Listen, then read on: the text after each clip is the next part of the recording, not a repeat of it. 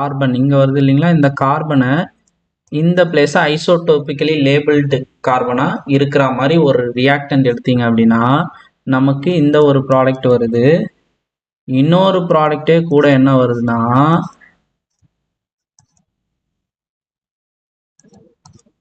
இங்கே NH2 வருது, இங்கே ஐசோடோபிக்கலி லேபிள்டு கார்பன் இருக்குது. இதில் என்ன டிஃபரன்ஸ் அப்படின்னு நீங்கள் யோசிக்கலாம். பென்சின் ரிங்கில் ஏதோ ஒரு இடத்துல NH2 இருக்க போகுது. இங்கே இருந்தால் என்ன, இங்கே இருந்தால் என்ன. எப்போ கார்பன் வந்து எல்லா கார்பனும் சேமாக இருக்கும்போது இப்படி NH2 வந்தாலும் சரி, இப்படி NH2 வந்தால் ரெண்டுமே அனிலின் தான்.